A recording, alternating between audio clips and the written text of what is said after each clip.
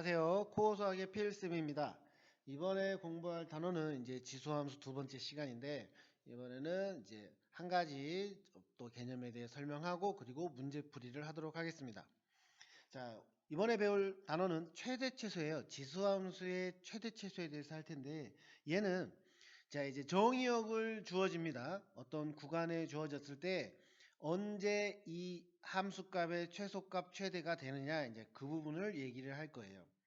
자, 우리가 정의역을 알파에서부터 베타라고 주어진다고 합시다. 그때 y는 a의 x제곱, 여기에 최대최소를 우리가 구하자. 그러면 항상 지수함수는 뭐다? 1보다 클 때와 1보다 작을 때로 나누자는 거죠.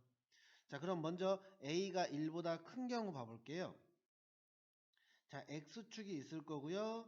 그리고 a가 0에서 1 사이일 때도 우리가 x축만 기준으로 놓고 하겠습니다. 그럼 그래프가 a가 1보다 클 때는 어떻게? 오른쪽으로 갈 때 위로 올라가죠. 그래서 그래프가 이런 식으로 올라갈 겁니다. 자, 얘가 y는 a의 x, 1보다 클 때. 반대로 a가 1보다 작다면 그래프가 이렇게 작아지는 그래프가 되겠죠. 자, 그러면 이제 우리가 두 가지로 할 텐데요. 범위가 알파에서 베타예요. 자, 그러면 여기가 알파, 이쪽을 내가 베타라고 하겠습니다. 마찬가지로 알파와 베타로 할게요. 그러면 이제 알파하고 베타 사이에서 결정이 되기 때문에, 자, 이 범위에서부터 여기까지 되겠죠. 자, 그럼 이 부분이 바로 뭡니까? 이 녹색에서 가장 작은 부분, 최소값이죠. 자, 그래서 이 최소값은 우리가 어떻게 이야기를 한다? A의 알파가 되겠죠. A의 알파. 여기에 X 자리에 알파를 넣는 거니까. 그리고 이 그래프에서 최대값은요. 최대값은 A의 베타. 이렇게 우리가 주어진 구간 내에서 최대최소를 구할 수 있다.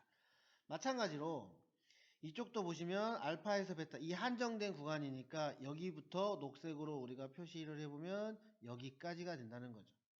그럼 이번에는 알파를 넣으면 뭐가 돼요? 최대가 되는 겁니다. 그죠? 그래서 이때는 최대값이 a의 알파가 됩니다. a가 1보다 작을 때. 그리고 최소값이 뭐가? a의 베타가 된다는 거죠. 그래서 이런 부분, 구간이 주어졌을 때 우리가 최대최소를 구하는 방법, 그거를 좀 여러분들이 기억해 주세요. 그리고 이제 학교 시험이나 이런 곳에서는 이런 부분은 너무 이렇게 단조롭다고 해야 되나요? 단조롭기 때문에 이런 부분이 나오기보다는 이제 어떤 경우는 이 경우가 더 많이 나와요. 즉, 이 부분을 여러분들이 잘 기억해 줬으면 좋겠습니다. 자, 함수 y는 a에 그냥 일반적으로 x가 아니라 이제 지수에 식이 있는 경우에요. 보통은 2차식이 많이 있습니다. 그래서 이 경우를 제가 이야기를 하고 문제를 풀겠습니다. 자, 이 부분의 최대최소 잘 기억을 했으면 좋겠어요. 자, 그러면 당연히 우리는 어떻게 나눈다? a가 1보다 클 때와 a가 1보다 작을 때로 나눌 건데요. 자, a가 1보다 크면, 자, 해볼게요. 항상 우리는 fx 자체를 가지고 합니다. 그래서 똑같아요. 그림은 이 a가 1보다 크고 만약에 fx가 최대가 나왔어요. 그러면 이 자체가 이제 정의역이 되는 거죠.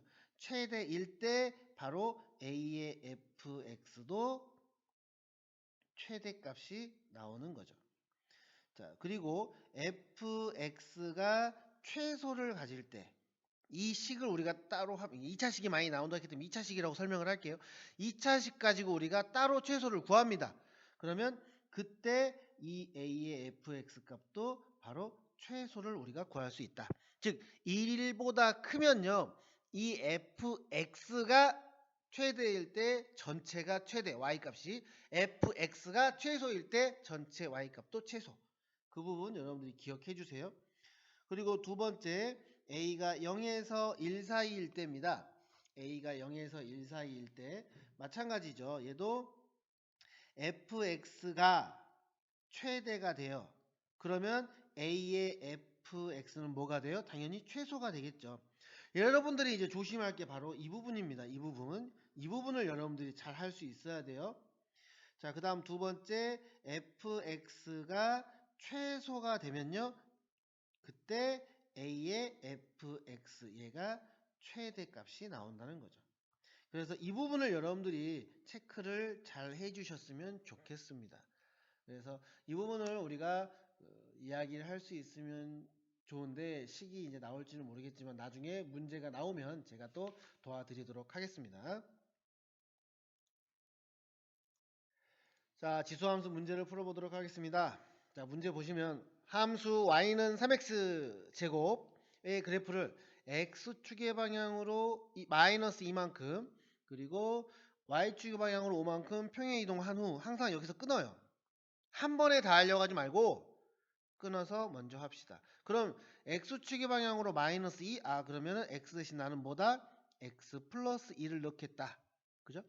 그리고 y축 방향으로 5, 그럼 y 대신 나는 y 마이너스 5를 넣겠다. 어디에? 이 식에. 그럼 넣어보겠습니다. 그럼 y는 자 3의 x제곱이니까 3x 플러스 2 그리고 플러스 5죠. 원래 마이너스 5인데 내가 넘긴 거예요. 자, 이렇게 해서 평행 이동을 먼저 했어요. 그죠? 자, 평행 이동을 했고 그 다음에 두 번째로 y축의 대칭 이동이래요. 그럼 여기 끝났고 이제 y축의 대칭 이동 뭐라고요? x 대신 마이너스 x를 집어넣자고요. 이 식을 가지고 합시다. 그럼 y는 3의 마이너스 x 플러스 2 플러스 5가 됩니다. 자, 이제 이 식이하고요. 이 식이 똑같대요. 그러면 이제 a, b를 구합시다. 근데 비교를 해보면 3의 x제곱만 있네요. 그럼 x제곱 놔두고 이 플러스 2를 밖으로 빼자고요. 자, 그럼 먼저 계산할게. 3의 제곱 곱하기 3의 마이너스 x 플러스 5가 되죠. 자, 그럼 얘는 9 곱하기, 자, 이게 이렇게 3분의 1로 바뀌었죠. 자, 3분의 1의 x제곱 그리고 플러스 5입니다. 자, 이제 비교해보면 자, a는 뭐다? 9. 그 다음에 b는 뭐다? 5. 이렇게 우리가 쉽게 구할 수 있겠네요. 자, 그런데 a-b의 값이니까 얘는 답은 4. 이런 식으로 여러분들이 조금은 쉽게 구할 수 있을 것 같습니다. 그리고 이제 우리는 대소 비교를 할 건데 이 대소 비교를 할 때 지수함수를 이용해서 비교를 한다고요. 자, 우리가 이제 밑을 보면은 비교를 하려면 밑을 통일시키던가 아니면 지수를 통일시키던가 둘 중에 하나를 해야 돼요. 근데 얘는 밑이 통일할 가능성이 높기 때문에 밑으로 통일을 할게요. 자, 먼저 9분의 1은 3분의 1의 제곱입니다.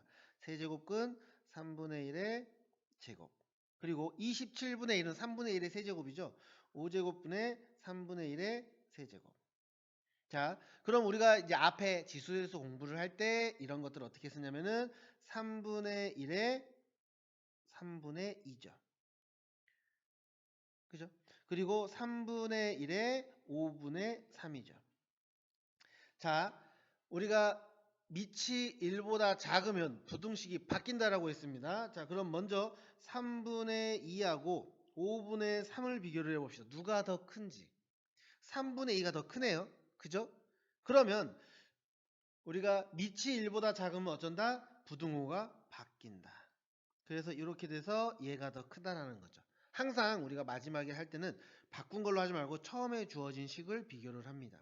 그래서 이렇게 비교를 할 때 우리는 어떻게 밑을 통일시켜서 비교를 한다. 이렇게 계산하시면 될 것 같아요.